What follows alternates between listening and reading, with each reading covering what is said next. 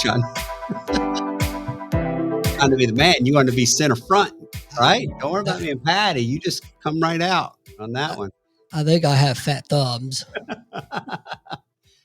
Hello, everybody. How are you doing tonight? Patty, thank you for coming back. We told everybody last time you're here, we were going to make this a regular, and here we are. We didn't lie to them. No, that might be a first. No, I'm just kidding. Wow. I didn't say that, Doc. I didn't say that. No, so glad that you're back. Really appreciate it. We're gonna run the spectrum tonight. We're gonna talk about multiple things. Love it. Very exciting, and I love when you come back because you bring not only you and who you are and all that, but you bring a lot of expertise in the field and a lot of great advice. And so I truly appreciate it. So thanks for coming back and thanks for being on. How have you been? I'm awesome. Thanks. It's good. Good times. I'm just somebody scheduled an appointment with me today for April, and I was having a heart attack. It's like, how did we get to March? And now we're talking April. Like, what? Didn't we just celebrate New Year's? So it's going quickly, I think. It does. It always does. It goes fast. And I'm glad because it's getting warm. We don't have the beautiful Florida weather up here. And we don't have it here either, by the way. Yeah. So if you feel better, we don't have it either. Well, I like the warm weather. So it's kind of nice up here. Flowers are starting to bloom. I love spring, so it's a good thing. I don't like the cold. We talk about that. We can actually get into that. The cold weather, the darkness. Yeah, the SAD, seasonal affective disorder. We can add that onto the bottom of your list. Yeah, exactly. Speaking of the cold, I went camping this past weekend, and I went through all 4 seasons in 2 days. Ah, isn't that crazy? Yeah, crazy. All right. Well, let's jump in and let's talk about this new training that you just went through. Yeah. And it's really exciting. So I'll let you introduce it. And I know we're gonna have a lot of questions for you and a lot of comments that we want to go through and talk about. Yep. Please, everybody. Thanks. It's great to be here. But definitely, if you have questions as I'm kind of talking about this, ask them in the chat. We'll get them back out, and I'm happy to answer them if I can. So recently, it's come to my awareness that there is a new healing method for trauma out there called the Cortina method. And as I hear rumblings about it, and I hear some of my colleagues being excited, one of my colleagues actually went and got the certification, and she stopped by the office and said, "You have to see this. It's crazy that we can heal trauma within a short amount of time." Like, I'm talking a window of 2 hours, which I think any of us in the field go, trauma, 2 hours, really?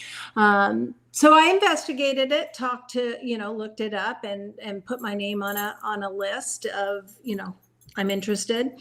On a Friday night at about 10 to 5, somebody phoned and he said, "Is this Patty Mohler?" And I said, "Yes." And he said, "Well, I'm Michael Cortina." Wow. And I was like, "The Michael Cortina?" It's like, and I thought my friend was pranking me. If we're really going to be honest, I thought my friend was pranking me. And he said, "Yeah." And he said, "You're really actually one of the practitioners that I'm really trying to get interested in this because of your work in trauma and the things that I do. Can I jump on and do a Zoom call and show you all the information?" By all means. And so by the end of the hour, he talked to me on a Friday night at 5:00. I was all in and signed up and ready to go. And so I think 3 weeks ago now, I spent 5 days down in Sarasota, Florida, and getting the certification. And I went in as a skeptic. I'm not going to lie to you. I kind of went in thinking, how real is this going to be? What's this going to be like? And I'm telling you, it is probably one of the most exciting things I've seen in the trauma world in years. And we have a lot of different things out there. I'm certified in several of them. I probably will never use them again. Wow. Because I am just so convinced this is the way to go. And, one of his really top quotes is optimize your brain and optimize your life. Mm-hmm. I love that, right? Yeah. And for anybody that knows, trauma gets caught. We have our conscious brain and our subconscious brain. And our conscious brain goes in and out of offline, online. We remember things. If I were to tell you how I got to work today, I can guarantee you I was offline. Yeah. I know where to turn. My car knows where to turn. We're good. But as far as being in the moment, seeing every car, seeing absolutely everything around me, I'm out. I'm out. Yeah. But the beauty thing is that the subconscious is online since the day we were conceived. It's just straight there and it's online and being recording. I like to tell my clients it's kind of like having all of our apps on our phone running in the background. Yeah. Right? Yeah. And they're Makes wide open. And so every now and then we have to pick up our phones and we have to do, 30 seconds of making sure yeah. everybody's kind of closed down, make your phone work a little bit better. Well, this is able to go get some of those unconscious thoughts, those neuro bits as we call them, bring them back into the light and reprocess them in a really gentle, uplifting, almost fun way. Yeah. I don't know about any of you, but I have never heard the words fun, gentle, and uplifting when we talk about trauma. That's true. That is very true. Just haven't. We don't have to tell the subconscious what to do. None of us, you, me, the people watching, Doc, we're not sitting there going, breathe, breathe, breathe. It's happening. We're not sitting here, go, blink your eyes, blink, blink. I have a cut on my hand. Actually, I have a burn. I burned Oh, myself yesterday. that's not good. But I'm not sitting there going, oh, send red blood platelets and send white ones and now scars, get better. I don't have to do any of that, right? Yeah. That's our subconscious. The conscious, on the other hand, has to be able to do one thing at a time. And for everybody out there and listening, I know we think we can multitask. Yeah. Queen of it. Queen, queen, queen. The older I get, the wiser I get, I hope. And that I believe is true. We can't. Our brains love to do one thing at a time. If we're really going to be mindful and be focused, we really like to do one thing at a time. Yeah. The subconscious could care less. The subconscious would do 95 things at once. We're not sitting there talking to organs and blood vessels and cells and all that kind of stuff. This method really goes down and reaches into the subconscious and is able to clear traumatic events. And trauma, as most of you all know, that one of the things is that we can have flashbacks, we can have anxiety, maybe we don't sleep well, maybe we have bad nightmares. So one of those things is that we can go in with this method, be able to bring back some of these traumatic memories, neurobits, be able to clear them. And so just like your phone, when you cleared it off, the brain is able to do through this method and many of the others. I'm not disqualifying any of the others. Yeah. But it can go through and put all those bad things into a really separate database and store it away. And one of the beautiful things is when your mind goes back to look at those memories, guess what? No action will be needed. Yeah. It retrains the brain to know that there is no action needed for that traumatic memory at all. And I found this so exciting. And the things that we saw and witnessed and were able to participate in, the healing that happened was absolutely incredible. Yeah. And the success rate of this right now is right above 90%. Okay. That's good. That's astounding. And I think one of the things that he's doing is that this is a strategic protocol rooted in neuroscience. And so there is all the data that backs this up. There is the white paper. There is all the testing. Shoot, I've got this out. You probably can't see it, but we got brain mapping, that he's already done. It's on his website. So you can go see the trauma and how the brain's lit up prior to, and then you can see it afterwards and see that it is definitely cleared up. Wow. This is probably one of the most efficient and effective ways I've seen of having an outcome for trauma. Wow. The other thing that it's really fabulous is limiting beliefs. With trauma, oftentimes we get limiting beliefs. If there's been a traumatic childhood, maybe somebody grows up to believe I'm not lovable. Maybe it's I'm not good enough. Maybe it's I'm not a good enough athlete. I'm not smart enough. We can also use the Cortina method to be able to go in and help make sure that those are now gone, replaced with healthy, good thoughts, right? The subconscious does not know negation. If I were to say to you and Doc, hey, do me a favor and don't think of a pink elephant. I just thought of a pink elephant. Doc's And so, riding a pink elephant right now. and what do we normally want to do and say to ourselves? I don't want to be in a bad relationship. I don't want to be good enough. I don't want to be in a relationship where somebody's abusing me. I don't. And that's all negation. So when we go back through and really help the subconscious understand that it doesn't deal with negation and we only put positive thoughts, I'm enough as I am. I believe in myself. I'm a good free thrower. Let's try to say that. Free throw shooter. That was You not can going to do come it. out of my mouth. Free throw. And I just think that this is so exciting. And let me tell you, the process, one of the reasons I love it, it's all the things that I actually love, love, love. It's, first of all, it's talking, which is good. But actually, the practitioner is the one who does most of the talking.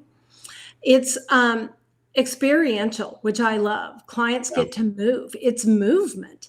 We use a lot of movement in this. And as you know, as I've always said, as a trauma therapist, number one way to treat trauma, yoga. Yeah. I've always said that. Bessel van der Right. Kolk still says, no matter what trauma, go to yoga. So it uses some yoga practices. It uses different movement. It uses voice in a different way to be able to release tension. There are definitely neuroscience-backed protocols that we can use to get into the subconscious and get it to reprocess some of these traumas. And there's also calming techniques, so the client gets to walk away with calming techniques. I will be able to tell you that I probably have done this in 5 to 6 visitors. We call them visitors in this protocol because we're simply doing a protocol. The one thing that I think I want to stress that everybody I want to hear is the person does not have to relive the trauma. Yeah, that's key. Oh because my that's where everybody struggles, is reliving the trauma. This, I have seen so many things, and now I've done it. Like I said, I'm relatively new. Not relatively, I am new at this, but I have done it. And it's mind-boggling that we'll talk about, hey, so tell me about that event. Tell me about, now we have a general idea because we do a discovery call with the visitor. So we generally know what we're going after, but they don't have to tell us every detail. Example is I have a young man that has been with me for quite some time. We've been doing a protocol. We've been doing it almost 9.5 months. When I learned about this protocol, I asked if he was willing to suspend that particular modality. Let me go check this out and see whether we could work on this trauma, because we're right at the end, but it's the most traumatic piece. And up to this point, we've had to go through every single bit to be able to reprocess it. I'm not saying it didn't work. I'm just saying it's been a very long process, because as you get them right into the trauma, they don't want to go there, and it's harmful to keep them reliving this trauma. So we will suspend the modality for that day. And so I definitely went down there and came back pretty excited. I called this young man. The trauma happened 7 years ago. And so this person's been living with this for quite some time. Can't deal with anything with the heart, can't touch the heart, can't deal. I'm not going to, tell what the trauma was, but all the other things around his life make it very unfunctional, right? Yeah. You can't see any of those things. So he came in and we did it. We did the process. It took an hour and 45 minutes. And I asked him to go back. We were laughing. We were joking. He was kind of smiling. And even at the end, he looked at me and he said, you know what, Patty, I know you did this for me, which is partly true. I did it for Yep. everybody else, but he knew that. And he said, you just changed my life. And he said, I'm going to go call my sisters because they have trauma around this event as well. And I think they'll be able to benefit from this. And I said, so when we do outcome checks. So I asked him to go, check on some things that we had worked on. And he went back and he said, it's just something. And I said, okay, so no energy around it? No. I said, okay, there's a lot of things we didn't do today. Go back and look at some of those around that day. He looked and he said, I just ran a movie in my head about the whole day. It's nothing. It's just something that happened. Wow. And I said, picture yourself, close your eyes, picture yourself walking into a Walmart or a Walgreens and selecting a Valentine's Day card. He closed his eyes and he said, I actually think I could do that. I go, okay. And I knew this was the big one. I said, funs and giggles here. Can you put your hand on your heart? And he didn't blink, and he put his hand on his heart and he had tears in his eyes. He said, I haven't done that in 7 years. Wow. Yeah. And, I'll definitely follow up. Obviously, there's always a checkup and following back in. That was the one I was after. That was the big one, to see whether that was going to be helpful, right? But to see that kind of change in a short amount of time. I'll give you another one. This happened 2 days after I returned home. So talk about being brand new and just giving this a whirl. Somebody I know, fairly close to, but they've in November fell out of their ceiling, putting a Christmas tree up in the attic, misstepped, went through, took the light down. Don't ask any of us, and especially this person, how they are even alive, right? Because they fell 9 feet onto a concrete floor in your garage. And they didn't have any broken bones, nothing. They did have 8 stitches in the back of their head, but no brain bleed, nothing traumatic, right? So as I talked to her through the months and just, how are you doing? It would be, I still have nightmares. I'm having flashbacks. I'm never getting on a ladder again. And I called her when I got back. I said, how you doing? She gave me the same story. And I said, any chance you'll meet me at the office to try this? And she was like, sure. So she came down to the office, and I think we worked an hour and 50 minutes. So that one is a little bit longer. And she was convinced at the end that she was fine and that she felt good about it. And I happened to be over at her house last weekend, and for whatever reason, we came out through the garage, right? And I was like, oh, am I going to do this? Am I going to ask, right? And so she said, hey, come back here for a second. I was almost at my car. And she goes, look, and she started telling me, yeah, that's where the hole was patched. That's where the light came down. And I went, I'm going to ask, what's it like to tell me that story? And she goes, oh, it's just a story. It's what happened to me. Yeah. I was like, okay. And I looked around, I saw the ladder, and I said, what about going and getting that? I've gone and gotten it since you helped. And I said, so you are not she said, I have not had one nightmare. I have had not one flashback. She said, I will occasionally think about, oh my gosh, some what ifs, but not in the way that her brain had taken over before, where it was just constant rolling. What if this, what if this, what if this, what if this? She said, I don't have that. She said, occasionally I think, oh, what have I gotten hurt? And then she goes, oh, okay, well, whatever. Wow. I mean, Matt, the things I've seen like I said, I've done it now 5 times, and my resolve rate right now is 100%. Wow. So why is that? Why do you think? The neuroscience behind it goes, same with all these other methodologies that we have. We have ART, we have EMDR, we have brain spotting. Shoot, I'm blanking. If anybody out there wants to throw one out there, that's fine. But we do have methodologies that work. We know they work. We know that we can get in touch with the subconscious, and we can get it to reprocess through many different modalities. But this one I've never seen combine movement, neurolinguistics, talk therapy, calming methods, all in one thing, and not to have to go through the trauma. Yeah, that's the key. I think Not that's the one key. time. Yeah. I mean, with EMDR, you pretty much, let's take a rape victim, right? They pretty much almost have to relive that in order to reprocess it. It does work. It does get reprocessed. We've come so far in trauma. We know that. Shoot, now we're doing ketamine therapy. We know these things work. But I've never ever experienced anything where the client or the visitor in this, have to retrain myself, that they don't have to relive it.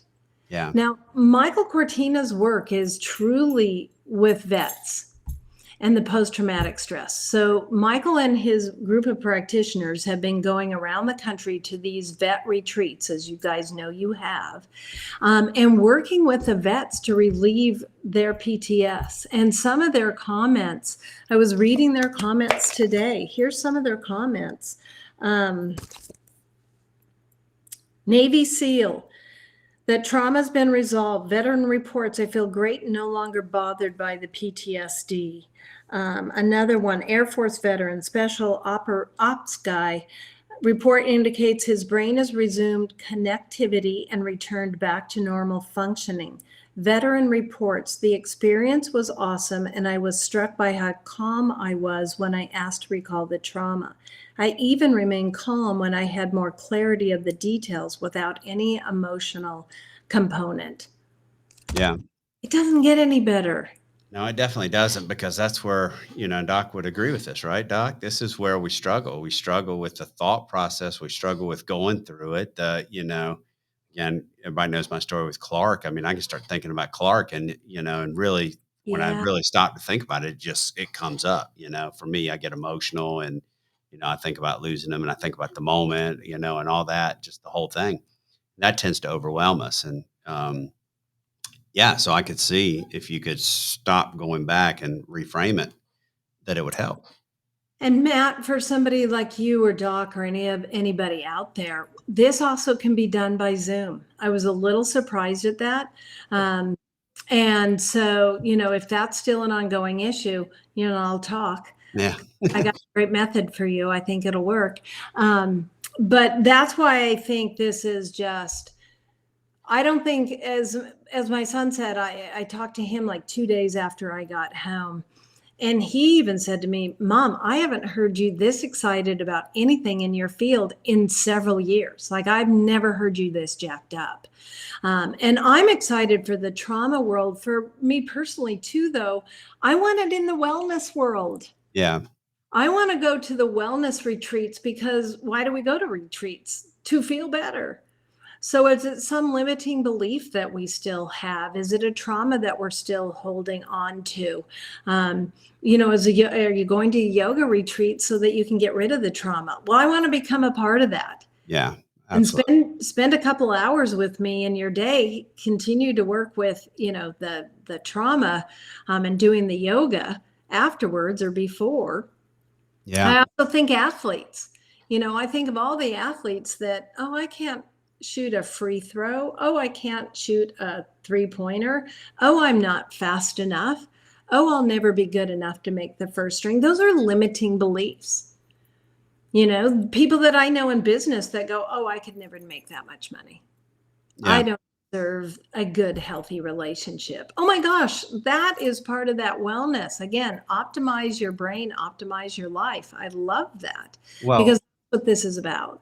Well, we keep talking about it, and that's why we call it the mental wellness community. And that is the thought process, is forward focused. Can we stop living in the past? Can we stop living in you and I've talked a lot about this, is, to me, and it's just personal to me, but I do not like mental health. I think I look at my kids and I think they get beat up with mental health until the point that they think there's something wrong with them. They really Correct. do. And, they're constantly getting beat down. I know we'll talk about some COVID stuff, post-COVID stuff, but they get beat down with this. And then they truly, it's in their thought process, Oh, and they can't absolutely. get past it. And, so this is, reframing. We need to It's a little bit more, it's not necessarily reframing. I want to change that up a little yeah, bit. It's truly taking the activity and the energy away from the memory. None of us, until, maybe years after I'm gone, can we erase memory. This doesn't erase memory. This erases the energy around it, right? Mm. This erases that. When you look at it, again, when you go back to look at a traumatic memory, it's no action needed. There's nothing I need to do about that which happened to me before. So it's not really reframing it. It's still, okay, well, that happened to me. That's totally different for me in my looking at reframing. It's taking one thing and turning it into another. I think of that as reframing. And maybe you and I are talking about the same thing, but that's how I think about it. Whereas this, it just doesn't have the energy. Yeah, that makes sense. Yeah. And when I saw, there was one woman, and I won't again reveal her trauma, but she had lived with it for 50 years. She came and she was, I would say she looked 70-ish, right?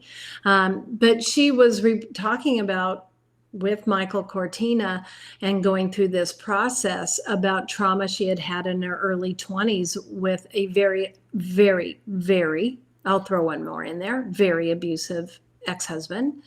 And she had lived through this, and to watch this happen and watch her kind of giggling and going, oh my gosh, like what's going on? Like, this is what, and giggling, and to know she's been through that much trauma. And again, I think of course she didn't really seek help. Who wants to talk about that? Absolutely. Who wants to go through that? And again, for me, I had several clients that I said, please postpone, because I feel it's going to be so traumatic for them to have to go through this that I haven't wanted to do it. But now I feel so secure at moving forward with these clients and being able to say, hey, you can come and we don't have to talk about it. And I'm lucky for these cases that I know what the cases are. I really don't have to talk about it. But I've done people who've just called me up. The beautiful thing for anybody who's out there, therapist out there, it's not that I'm going to get your client, right? Your client's going to come see me for a 2-hour visit. We're going to resolve a trauma or a limiting belief, and they get to go back to their therapist.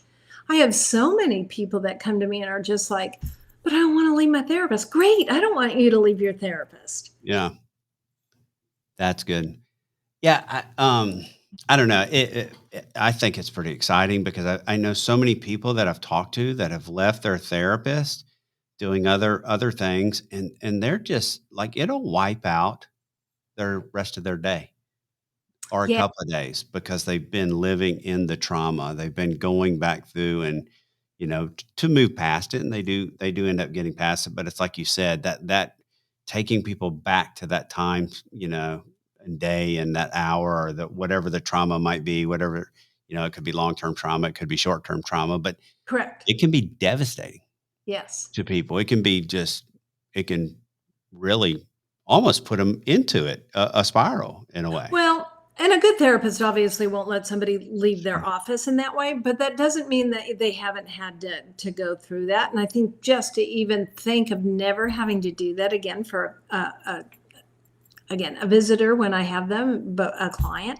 I've not seen anything like this. I saw Wow. things over those 5 days that I would have told you there's no way that can be resolved. But again, when we are able to safely, with protocols in place that take somebody into the deep subconscious and be able to release that information and bring it to the forefront, let the brain do its thing and put it in a new data file. What a beautiful, beautiful thing. I have not, for those of you that have been out there, I have not been this excited at all about anything in the trauma world in a long time. And if you think about it, if we all think about it, I'll just mention this one, but all of them, when EMDR came out, nobody was on board with the EMDR. And here's how EMDR started. It was by Dr. Shapiro.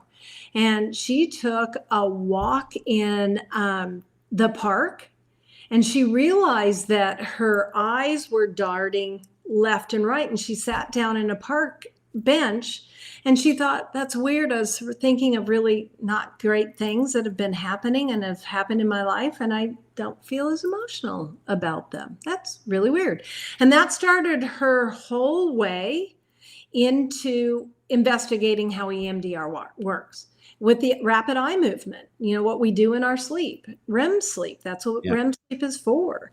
And so this takes part of that. The Cortina method uses a little bit of that, but it also finds different protocols, different ways to get into that subconscious to be able to reprocess. So that piece is what I absolutely love about this method, is all of the things that, like I said, that I absolutely love, kind of in one nice little. Yeah. That's really cool. So we put the website out on the social media. Yeah. So everybody go check that out.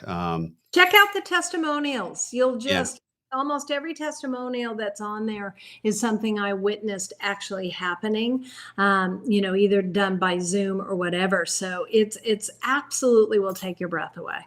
That's really cool. I think what we need to do is, we have Dr. Mel that does yoga, and we're trying to grow up this yoga community. Lainey's getting her yoga certification. I think we need to go back and start exploring. You were going to do it a couple of years ago with your retreat, but we ought to look at exploring and putting together, something. Package, yeah. Yeah, that would be really, really cool. I think it could help a lot of people, and a lot of people need it. That's exciting. I think I'm excited about it. I want to learn more about it because I know a lot of my veteran friends could use it. Not just that, everybody across the board. And Matt, you should go get certified. I mean, you would Yeah. have, this will take you in another whole dimension. Again, vets have not been my niche. You kind of get locked down into something, and I've more been in the trauma world, the domestic violence. Oh my gosh, I've already talked to the domestic violence shelter here to be able to go down and help these women. I mean, mind exploding. Yeah. No, I think it's interesting. I find it very, very interesting. I think, Doc knows this. We've had the conversation. A lot of veterans live in their trauma, and we cannot get past our trauma, and we live in that victim world. Yeah. That's why it's so important that we come up with things that can help people. Doc, I mean, Wounded Warrior Empire Academy, the stuff that goes on there. Yeah. I mean, all these different places and things. I'm working with Heroes to Heroes, taking people to Israel, and it's all about trauma. That's where we're at. We're talking about the trauma, and how can we help? How can we get our fellow vets and friends past that? And so imagine me, which I'll do, and I will, is connecting you with Michael Cortina, and he can come into Wounded Warrior, bring a bunch of the practitioners there. I think that's what they're doing with the retreats. I think it's just, again, I just see so much value in this, and thought about you and Doc and a lot of other people the whole time I was down there, my domestic violence people. I mean, it's just crazy. I'm just so excited about this and appreciate the opportunity for you to let me come on and talk about it. It's new. It's only 2 years old. He was tired of talk therapy. He knew many of the other different modalities that were out there, but he's passionate, he's creative, and to come up with this is just, it's going to take the world by storm. We just have to get the word out there. That's really cool. Tom Dorney's watching, and he's talking about Project New Hope, nonprofit veterans for organization retreat. There's really pretty cool. There's a lot of stuff that can be connected and done with. I mean, again, we're connected to a lot of veterans groups, but this is encouraging. Can I ask Tom a question? Sure. Tom, I see that you were at the retreat. Was Michael Cortina there? I don't know if he's hearing me. Yeah, he'll probably respond. I think he's still watching. Yeah, no, that's really cool. Where's he located? He's in Illinois. I took the training in, got to talk about this. I took the training down in Sarasota, but Matt, get this. He's got a new protocol. I'm going for another 5 days for an advanced training up in Indiana. And this one is on addiction. Oh, wow. Yeah. Can you imagine? Yeah, absolutely. Yeah, I'm going for addiction and eating disorders. Very cool. Yeah. So, I mean, can you imagine sitting down with some of the people, that Matt knows, Doc knows, if somebody just has disordered drinking, right? And I'm not talking always, I have to go. Oh, look, yes, I did 2 Zoom meetings with him to collaborate. That's very cool. Go, Tom. Go, Tom. That's phenomenal. Whoop, I whoop. love it. Whoop, Good, whoop to Tom. good. And Michael Cortina. So I'll send this to Michael, but seriously, I'm going back for the one on addictions and doing another advanced round in April. So I'll be doing that in April. Doing a 3-hour class with him on Thursday night on pain management. Oh, wow. Yeah. So the protocols that he's coming up with, I just think are endless, and it's just it's going to be exciting to watch and see how we can utilize this and get the word out. Yeah. Very cool. Thank you, Tom, for tagging him. I'll send this to him. I knew he had some things going on, but thank you. Yeah. Very cool. No, I'm excited about this. I'm going to explore it more. We're going to talk more about this because, again, I think it's something that I'm interested in. I love the idea. I find it interesting, Patty, like some people, they just fall backwards, and when I say fall backwards, we think past, we live in our trauma, and some people are able to move past it, and so I think about that all the time. Like, well, what makes some people have the ability to move past it, and some people live in their trauma. I think that's a neuroscience question, right? And some people are able to, and we have resilience, and some people do fly right through it and don't seem to get stuck in it. And there are others, you take a leaf that lands on top of a river and maybe it just floats down, but then a twig is right next to it, but it gets stuck in the whirlpool, and you go, well, they were side by side. Why did the leaf go that way, is free and floating, and why is the twig stuck? Some people's brains, I think, just what's the word I'm looking for? Take in the trauma differently and process it differently themselves. And I think some people, it just doesn't land as hard. And I think all of it has to do, what's our neurochemistry? Yeah. What's our background as far as trauma? Are we more resilient for different reasons? I think there's a ton of reasons that no two people handle a goldfish dying. For some, it's like, yeah, whatever, a goldfish died. For somebody, that's a real traumatic event. And we go, why do they not care? And yeah, that's right. It still has different meanings. Yeah, for sure. Well, very exciting. I'm going to look it up and talk to you more about it. Definitely. I'm going to jump into this because I think it's cool. I think it's cool. Doc, you got something? You've been quiet. I have a dad joke answer to your question about the twig and the leaf. If you want to hear it. Oh, Doc, I'm always up for one of your jokes.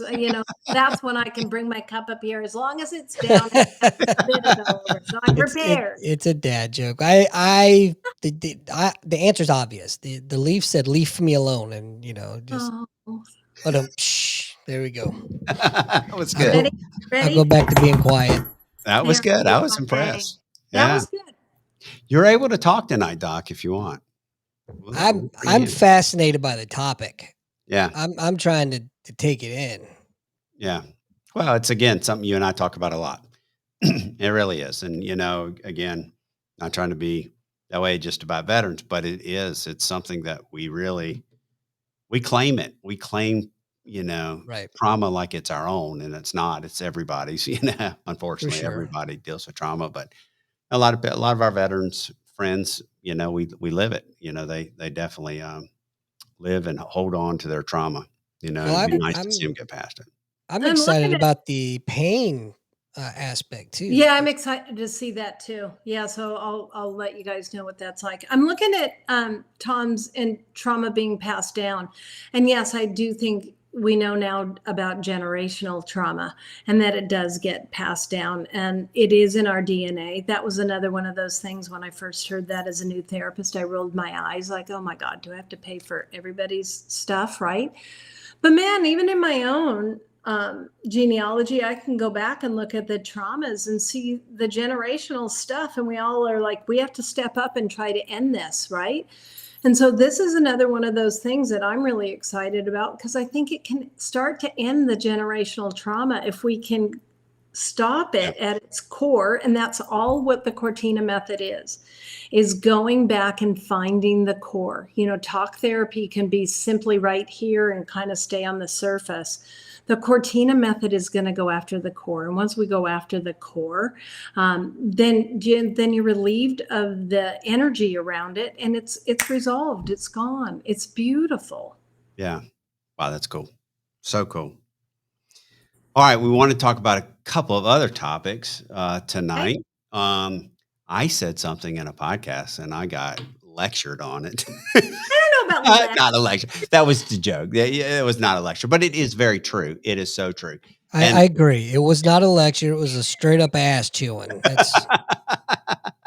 I didn't do that to those of you that are out there. I kind of said, can we talk about something? And I popped to the position of attention and was standing there like, we're ready to, no, but it is very true. It is so true. And let me back up. One thing that I'm very excited about is that, the stuff on, with the Cortina method on alcohol, because, that is something that has been in my family and that we've talked about before. And I think it's important, if there was breakthroughs, I wish I'd had them sooner, for people. Absolutely. Really, really, truly do. So I'm excited to hear more about that. But one of the comments that I made when I was interviewing last couple of weeks, we talked about functional alcoholics. Yeah. It's my pet peeve. I know. That's why I was standing at a position of attention, getting chewed out. I think we call it functional alcoholism so that we can feel better about either the person that we're talking about, or they can feel better about it. But it is one of those things that takes people out. And I just think of there are many phrases that I just kind of cringe at, that this is the most cringeable one for me. I always look at all 5 areas: mental, physical, spiritual, financial, and relationship, right?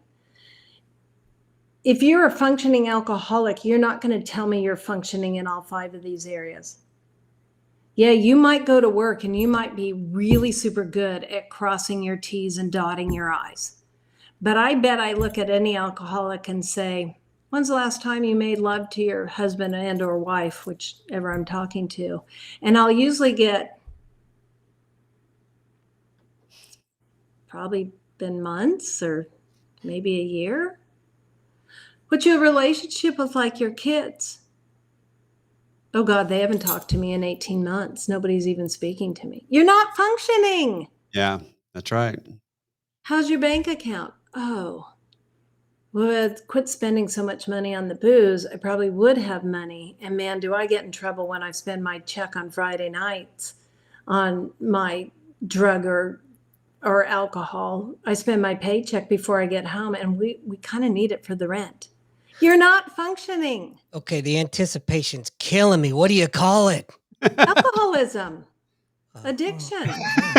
That was anticlimactic.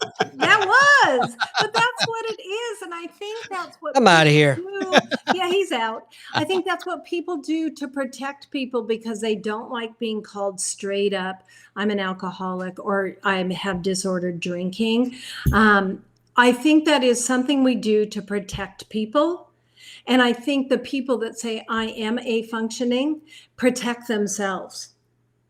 And I think as long as we keep doing that, we are going to keep passing down from generation to generation. Well, I function here and I function here. Well, you got to function in all 5 areas, folks. Yeah, that's very true.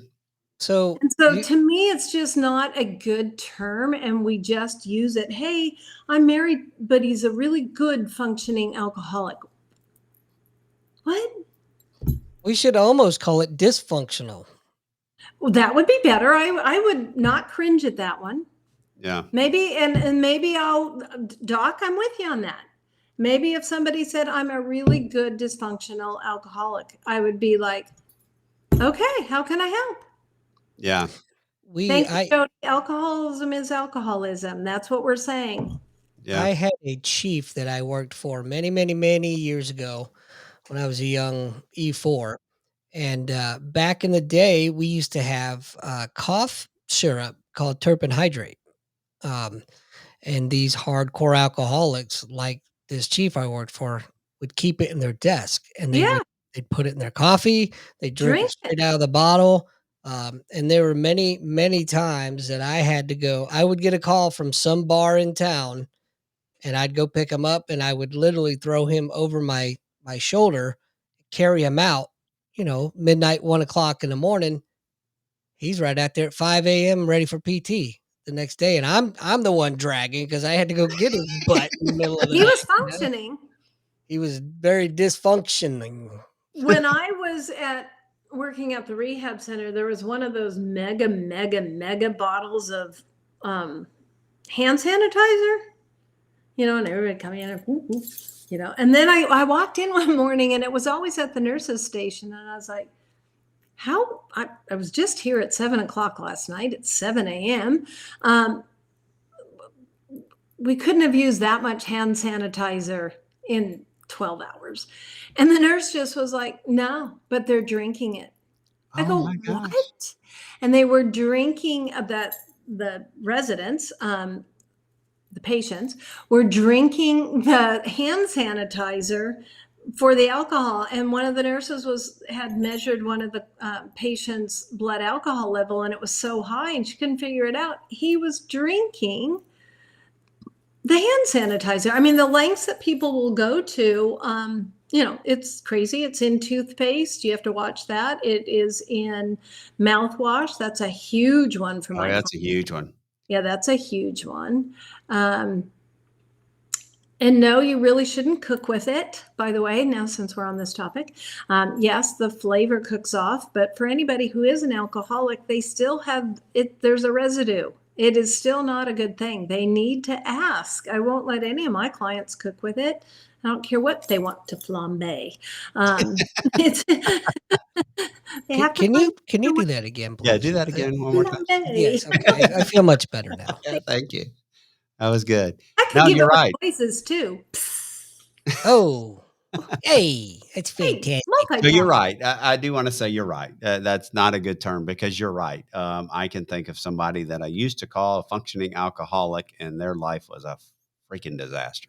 Look at Tom. Yeah, and I loved it. I will call him dysfunctional doc. I'm going to pick up on that. And if somebody comes in and says I'm a functioning, I'm going to say, oh, let's change wording. I like it to get down to the alcoholism, but I'm gonna jump on that, doc. I think you created something really cool and neat right there. Good job, Doc.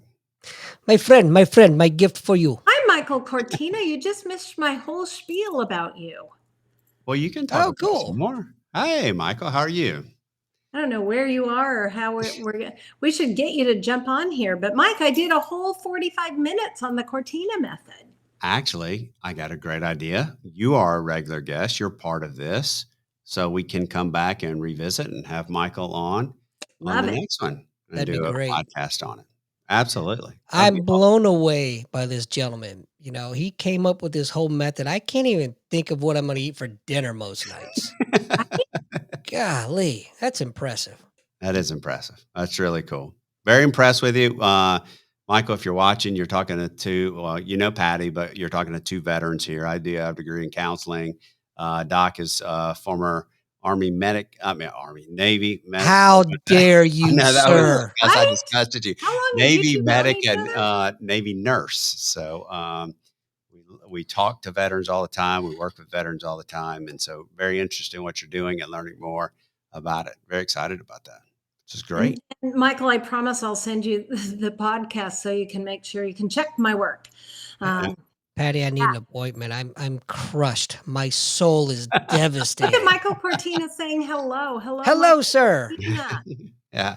This is That is- awesome. That is awesome. Yeah, we'd love to have you on. That would be great. Come on with Patty and we'll talk more and maybe we can meet another time as well. I'm excited about what you're doing for sure. So And thank you, Tom, for kind of pointing it out that he was here. Love it. yeah.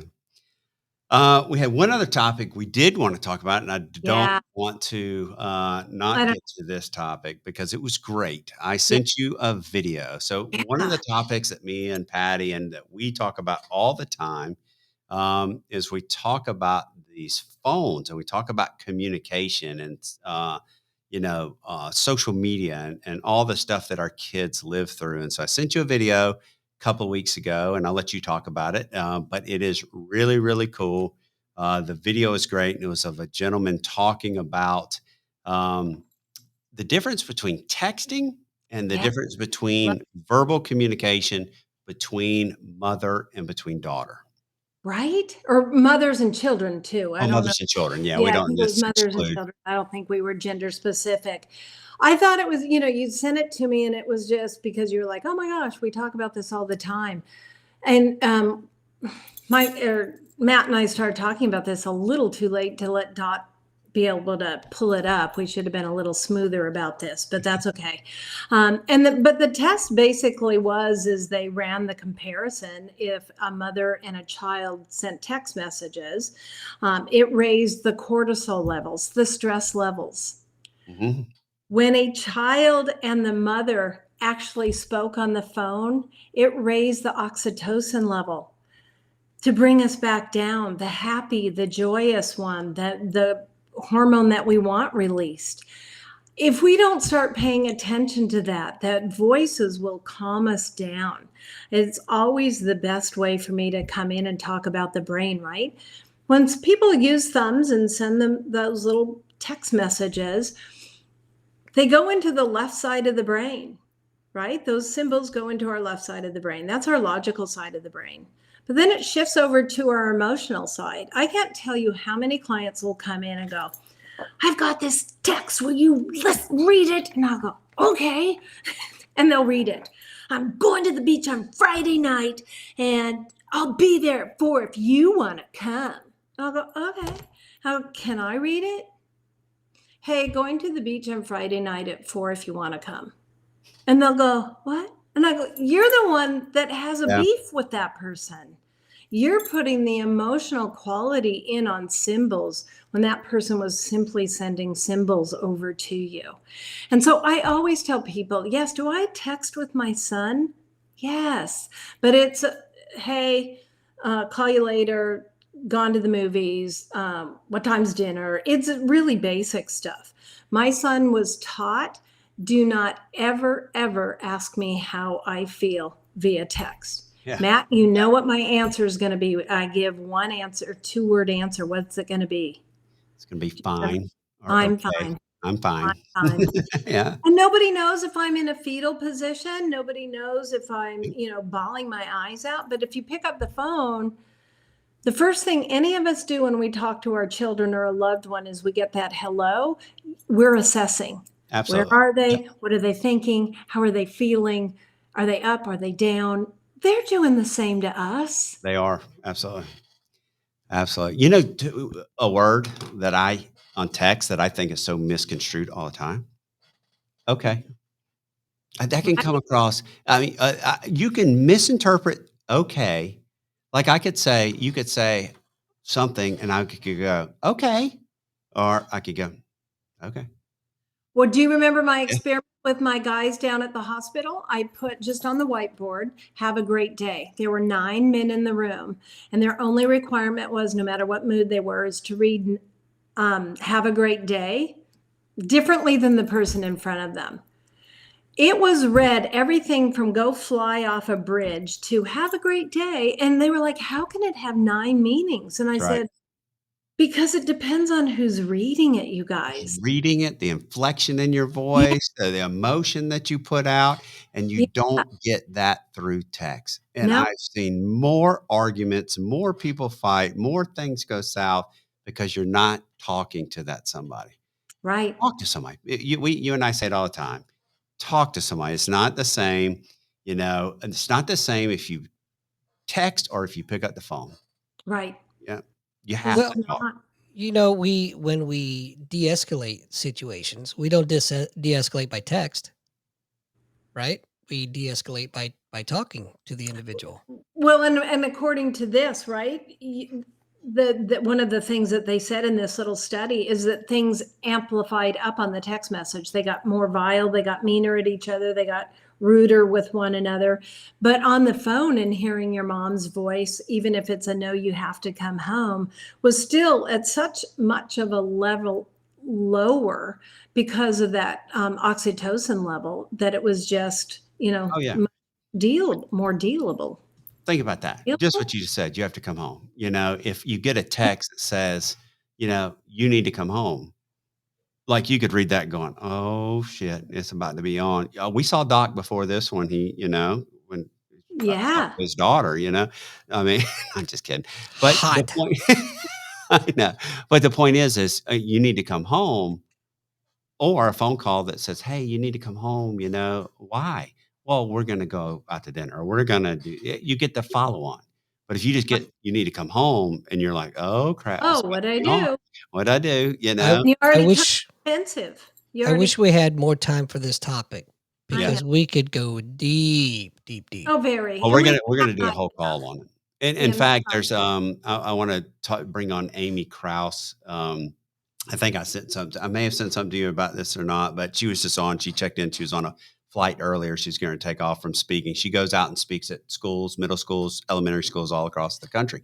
And her mom was keeping her kids a couple weeks ago. She goes and she gets in an Uber. The Uber takes her to the hotel. She gets out the car. The Uber goes away. Guess what the Uber has in it? Her phone. Oh First day of the no. trip. First day of the trip. And so she didn't have a phone. And they're like, "Well, just get in touch with Uber." Well, how do you get in touch with What? Uber Oh, with no phone? Because the app's on your phone. So she went the rest of the trip with no phone, and she actually was in a panic mode because she came on a Zoom call. She had her computer. She was in very much of a panic mode, and she talks about how it actually ended up being a good trip. Ended yeah. up being okay. Her kids needed it. Mom needed it. She needed it. But we need to have her on to talk about it because Yeah. she wants to talk about it. And I think that's a great thing. So I'm going to come back and bring this back. I don't know if Michael's still on here, but for anybody still listening and those of you that are out there, it's been a privilege to talk about the Cortina method and how much and valuable I have found it since I was there with Michael and studying it. And I think this is just the very beginning. I think it's going to take the world by storm, and it's going to help people, as Michael always says, to optimize your brain, to optimize your life. And he's made a true practitioner out of me with very different changing way of looking at trauma. Again, whoever uses the word fun, gentle, and uplifting with trauma. And so we've put the Michael Cortina website back up. Please go listen to some of those testimonials, get more information, whether it's in the wellness world, whether it's in the vet world. This thing is going to be so explosive, and we just have to keep talking about it. And I thank you very much for letting me come on and doing that. always, Patty, thank you so much for coming on. Doc, you got anything to say? Uh-oh. No. No. I like pie. I'm hungry. I need to go beat my daughter, figuratively, of course. Yeah, no, Patty, thank you so much. As always, I don't talk a lot when you come on because I'm fascinated by what you're saying. And if I'm running my mouth, I can't take in what you're putting out. Thank you, Doc. That is. No, Patty, thank you so much for coming on. It's always a pleasure. That's why we're going to make this a regular thing. Let's bring Michael on. Let's bring other topics up. It's just great every time. You and I have been at this a lot. We've done a lot of calls together. We've done a lot of talking. It's so important, that we just keep putting these important things out there. Up in the other upper corner, we have the donate button. Please make sure to hit that. Donate to Doc. He does this out of the kindness of his heart, but he does have some expenses, and so he takes donations because that's just the way we do it here. And we really appreciate you too, Doc. But thank you so much, Patty. We'll come back next week. We'll do it again. Next week we have a paramedic and a bike Ooh. and bikers together that are working in this field, trauma and all the So different guess things. what? We need to introduce them to the Cortina method because they can use it. Exactly. A lot of that. So I love it. So have a good night, everybody. Thanks for watching. Bye, guys. Good night, everybody. See you next week.